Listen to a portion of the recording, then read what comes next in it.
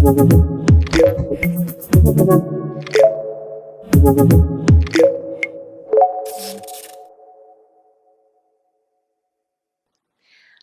warahmatullahi wabarakatuh. Pemirsa, saya Happy Adisti kembali lagi menjumpai Anda dalam Poin Podcast Inspira. Jawa Barat menyimpan potensi budaya dan juga wisata yang sangat beragam. Tetapi tentu saja, dengan banyaknya potensi ini harus diimbangi dengan semangat untuk menjaga dan merawatnya. Di studio Poin saat ini saya sudah kedatangan seorang tamu, Pak Beni Bahtiar, Kepala Dinas Kebudayaan dan Pariwisata Provinsi Jawa Barat. Saya sapa terlebih dahulu. Pak Beni, apa kabar Pak? Baik, alhamdulillah. Sehat? Alhamdulillah. Alhamdulillah sehat ya Pak Beni. Apa saja kesibukannya saat ini Pak Beni? Ya, kesibukan saya hari ini adalah tugas Pak Gubernur untuk mengaktifasi destinasi wisata di Jawa Barat. Ya. Khususnya di kawasan Cirebon.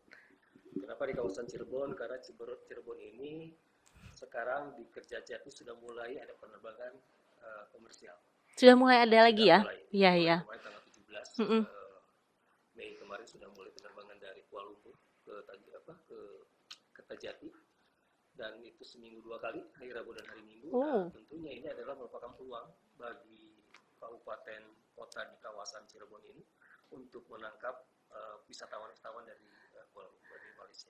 Oke, luar biasa. Tapi Pak Beni, kalau nanti kita akan berbicara tentang potensi ini lebih lanjut ya. Yang ingin saya obrolin di awal adalah kemarin itu kan kita baru saja sukses ya menggelar konser kolaborasi West Java yang diwakili oleh grup Maba Sunda ya kalau saya nggak salah. Samba Sunda dan Melbourne Symphony Orchestra. Nah, ini menjadi tanda kalau sebenarnya musik tradisional Jawa Barat itu bisa berkolaborasi dengan budaya luar gitu Pak Beni. Ya, betul.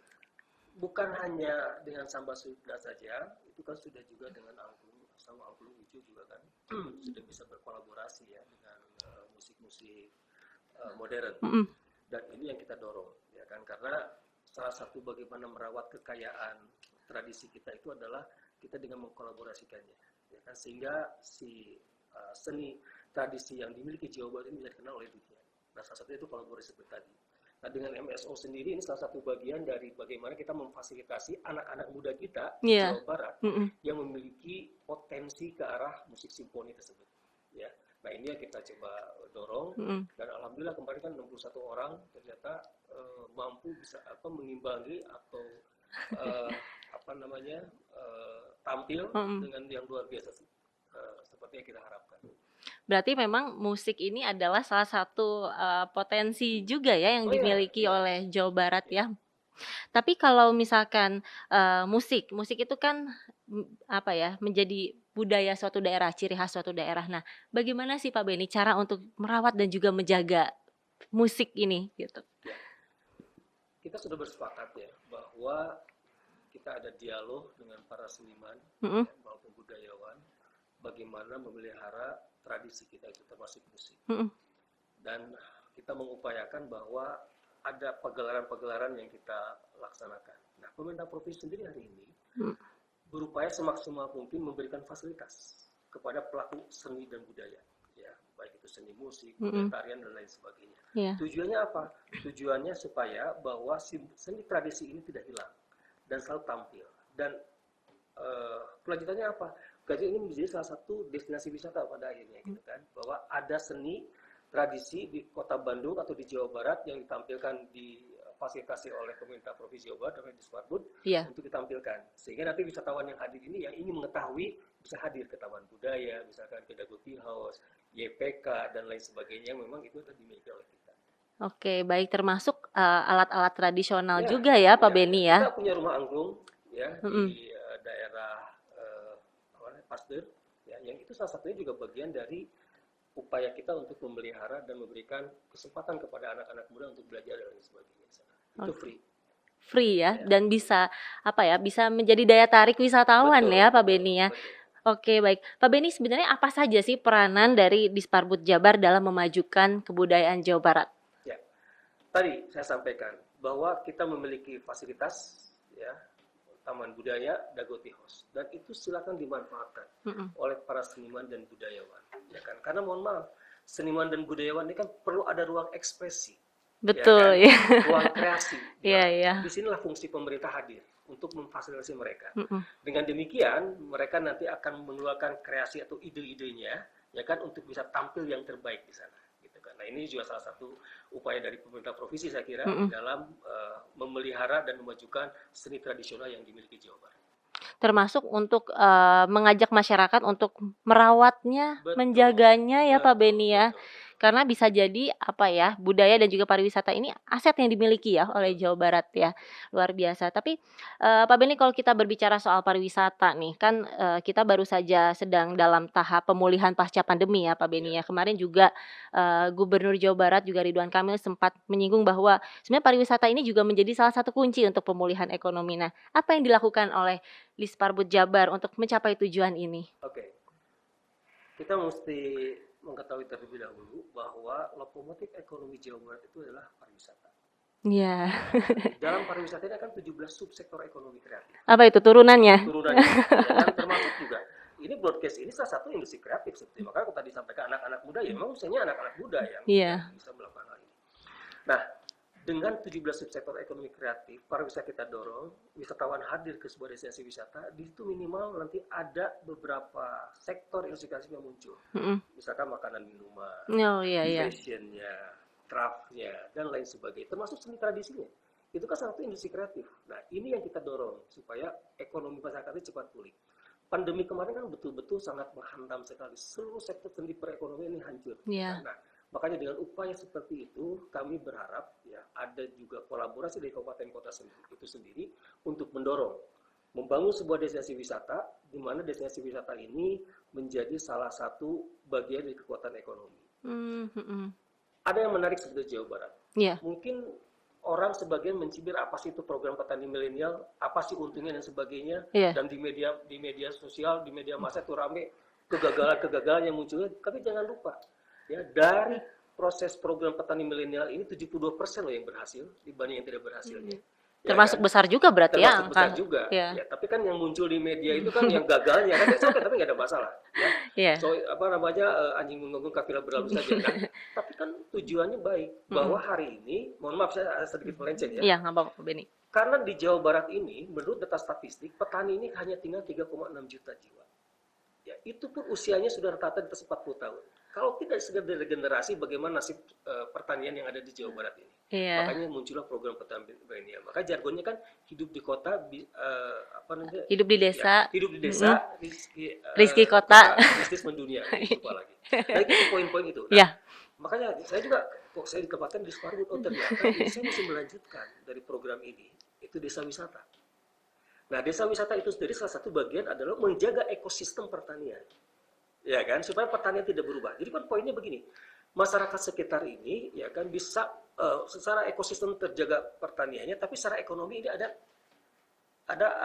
apa namanya pertumbuhan ekonomi di sektor lain, di sektor pariwisata tadi. Gitu kan. Ini yang kita harapkan. Nah, inilah poin-poin ini yang memang terus kita dorong desa wisata itu. Ya, sedikit demi sedikit. Alhamdulillah sekarang sudah ada 400 lebih desa wisata dengan yang apa namanya yang berkembang, maju, mandiri, ya kan, dan yang baru jalan. Nah, ini yang memang kita kuatkan. Ini ada menarik, ya. Di desa Baros di Banjaran, ya Citalutung. Saya tanya kepada anak-anak muda ini, berapa Anda penghasilan per bulan? Ya Pak, alhamdulillah saya dapat 2,5 juta. Ya kan? Nah, kalau mereka jadi buruh di perkotaan dengan 4 juta belum untuk kos makan dan lain sebagainya. Nah, tapi di kampungnya mereka sendiri dengan memanfaatkan potensi yang alam yang ada, mereka bisa berpendapatan tadi hidup desa di sekitar kota bisnis mendunia. Yang menariknya, ini yang menariknya. Tanah itu bukan tanah desa, tapi tanah masyarakat. Oh. Ya, si anak-anak muda ini menyewa kepada masyarakat, ya kan, si lahan pertanian itu kurang lebih 100 meter, dan dia tanya kepada petaninya berapa yang dihasilkan dari tanah 100 meter ini. Dia katakan 100.000 misalkan. Oke, ber3 bulan ya. Dia bayar 100.000 untuk 3 bulan. Tapi dia bangun semacam glamping sederhana dan dia sewakan per malam itu 125.000. Ya kan, di weekend itu minimal 2 malam 4 terisi. Oke, kalau 2 malam 1 minggu itu apa namanya 250 kali 4 sudah 1 juta. Kali 3 sudah 3 juta, berarti kan 2,9 juta. Iya. Nah, ini yang menarik kan. Jadi besar sekali ya betul, ini. Betul. Itulah salah satu poin kenapa kita menguatkan desa-desa yang ada di kabupaten kota di Jawa Ya, Barat ini menjadi desa wisata gitu kan, karena memang ini menarik dan memiliki kekhasannya masing-masing, ya kan, jadi memiliki temanya masing-masing. Nah, ini yang memang kita hari ini kita jual, baik. maka ya Karena apa ya, mungkin juga, sesuai dengan tren saat ini setelah pandemi ini banyak orang yang senang dengan alam tuh, Pak Beni, saya cerita betul ya? sedikit ya, saya cerita sedikit. Jadi pandemi kemarin mengajarkan bahwa wisata alam jauh lebih sehat ya, dan lebih murah. Itu poinnya. Makanya tidak heran kalau sekarang yang namanya glamping itu harganya jauh lebih mahal daripada hotel. Iya betul, Ya, dan iya dari sisi benar Pak Beni. investasinya jauh lebih murah. Iya iya, Untuk bangun hotel 500 miliar, kalau untuk apa namanya glamping ini paling mahal juga 30 miliar. Tapi penghasilannya melebihi daripada investasi 500 juta miliar 500 tersebut. miliar. Nah, ini juga menjadi menarik. Nah, poin berikutnya adalah kenapa kita dorong desa wisata, lalu desa wisata yang baru yang memiliki potensi keindahan alam yang luar biasa. Pak Gubernur menginstruksikan kepada kami, jangan sampai masyarakat sekitar ini desa wisata desa wisata menjadi penonton, tapi harus menjadi pelaku Pelaku. pariwisata. Kenapa? Iya. Supaya tidak terjadi lagi, mohon maaf, hari ini premanisme. Iya iya betul. Ya kan? Iya. Parkir 150.000, 200.000 dan Retribusi sebagainya. parkir, Nah, wow. itu kan luar biasa. Tapi tidak disalahkan karena mereka butuh hidup. Ya kan? Karena lahannya tadi mereka garap beralih fungsi oleh investor. Iya. Tapi mereka sendiri tidak bisa dengan Iya. keterbatasannya tidak bisa melakukan apa-apa, ya ini tadi.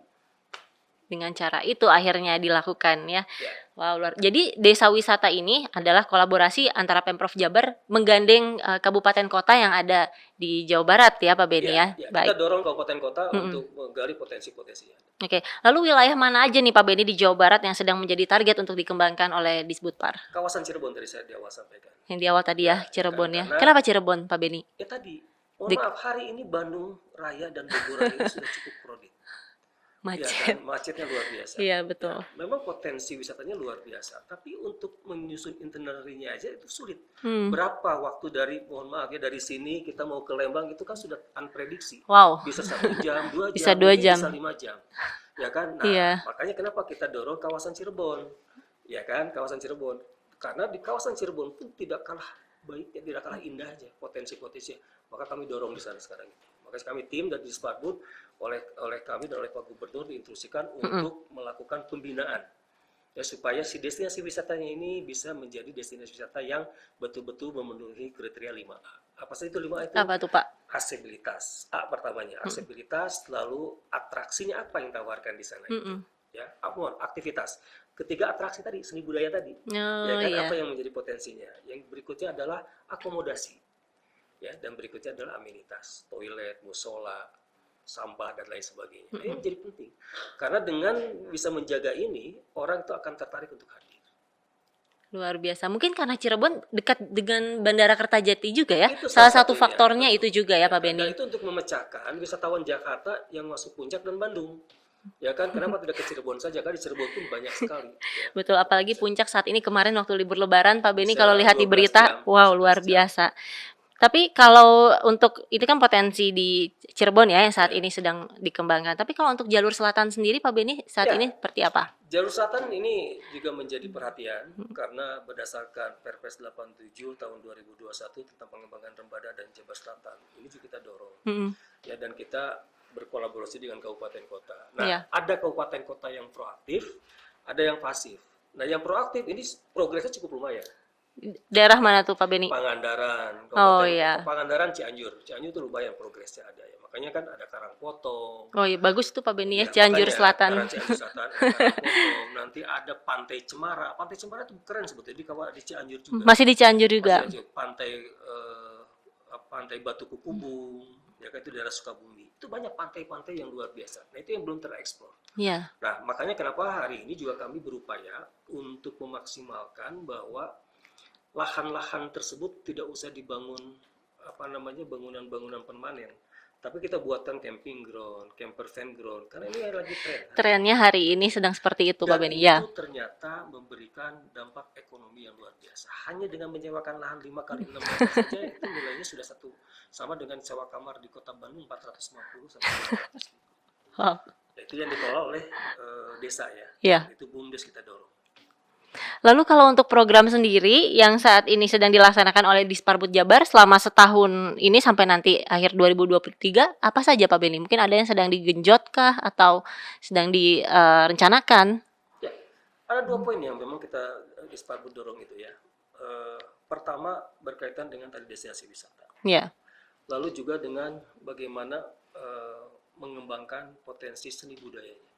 Ya kan, karena antara pariwisata dan seni budaya ini satu kesatuan. Ya kan, tadi saya sampaikan ada yang ketiga itu atraksi. Atraksi Atraksi apa inilah yang yang akan menjadi menarik.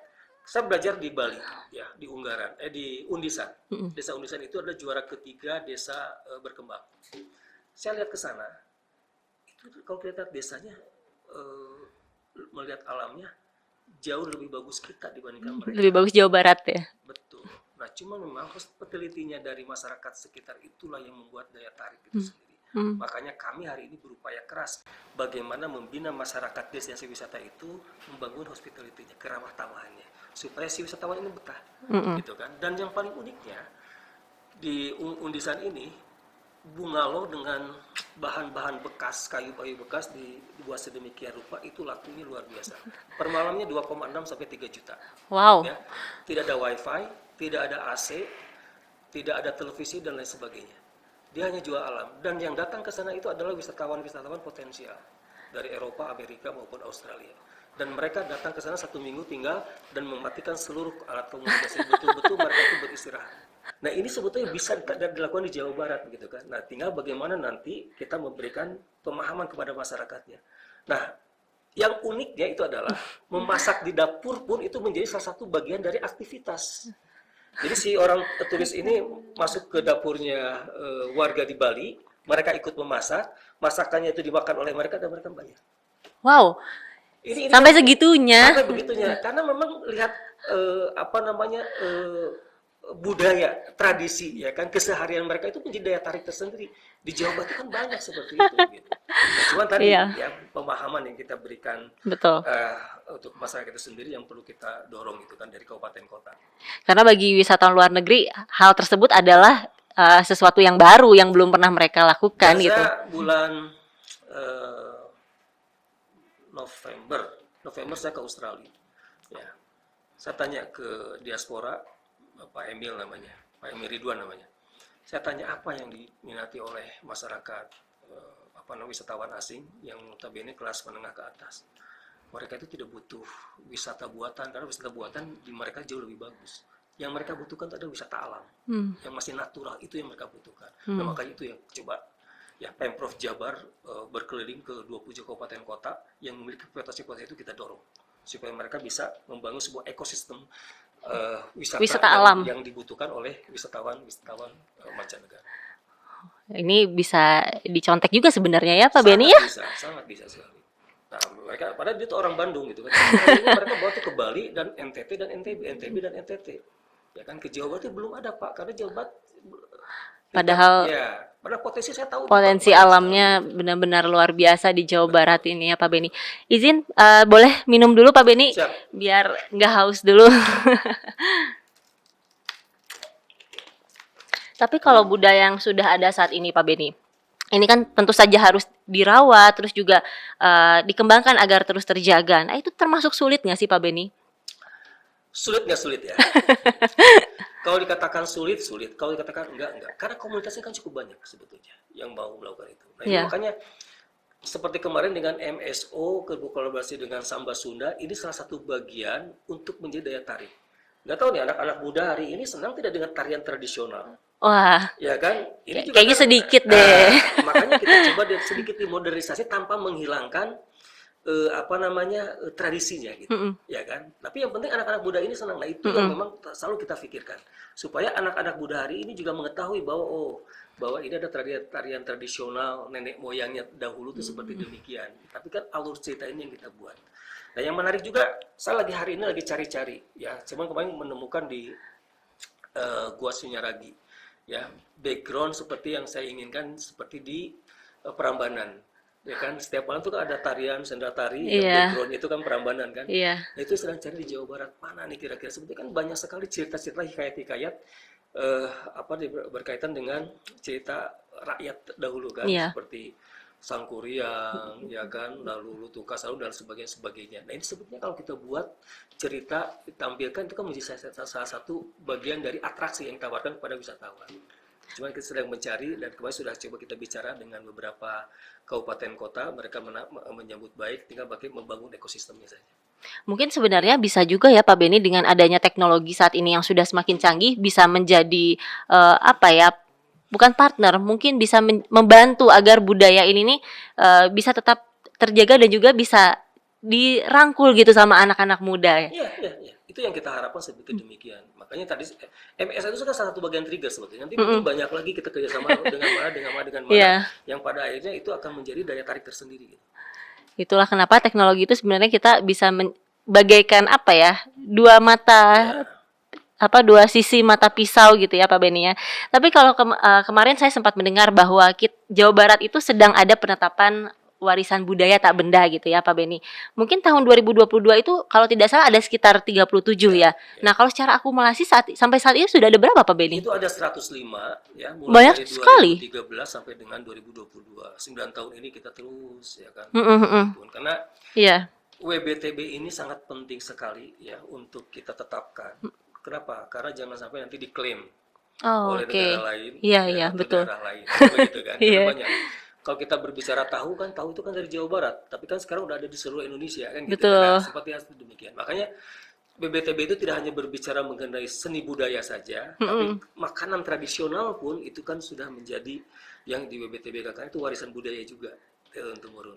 Seperti itu. Upayanya apa aja tuh Pak Beni untuk untuk menjaga WBTB ini agar tetap istilahnya bisa tetap menjadi budaya Jawa Barat gitu. Ya, persyaratan WBTB ini supaya tetap diakui itu adalah setiap tahunnya itu mesti ada tampilan-tampilan atau event-event.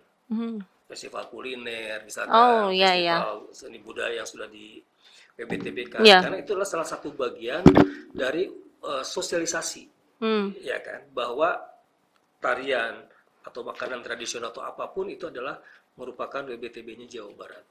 Jadi itu ada tampilan-tampilan di situ ditampilkan. Kalau upayanya sendiri itu untuk penetapan WBTB ini nih apa sih sebenarnya yang diupayakan oleh di Sparbud Jabar sendiri gitu? Ya, itu karena kan mereka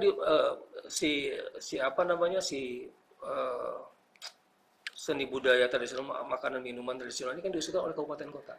Oh iya. Ya ke provinsi. Ya, dari provinsi nanti dikurasi ada timnya, tim WBTB. Ya kan nanti mengkurasi betul tidak bahwa seni ini adalah khas Jawa Barat atau musik ini adalah khas Jawa Barat atau makanan ini khas Jawa Barat, itu ada prosesnya.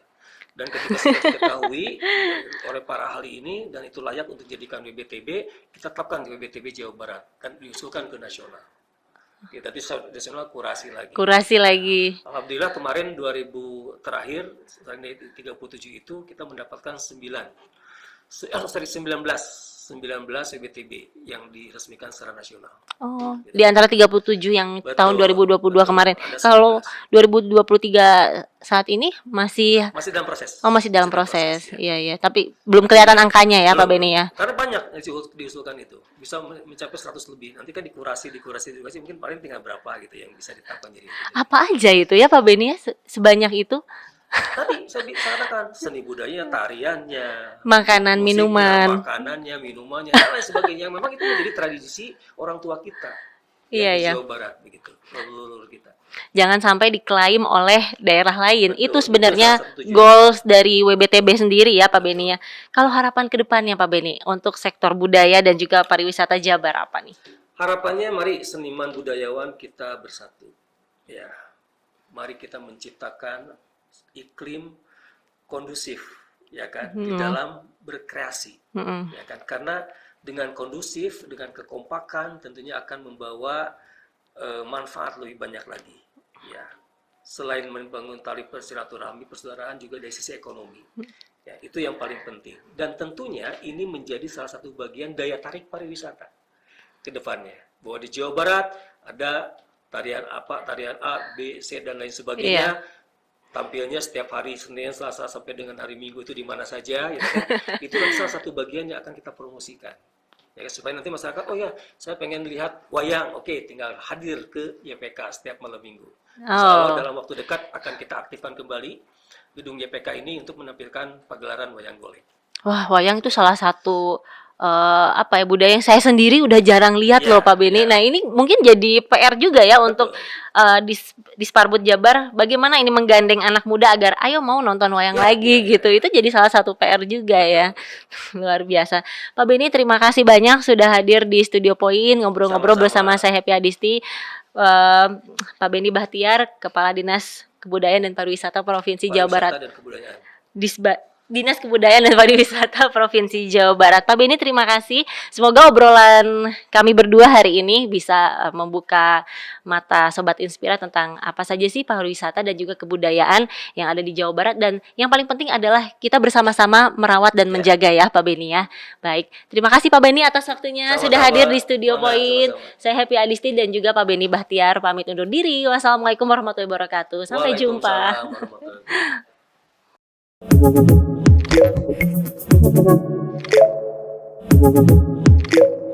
wabarakatuh.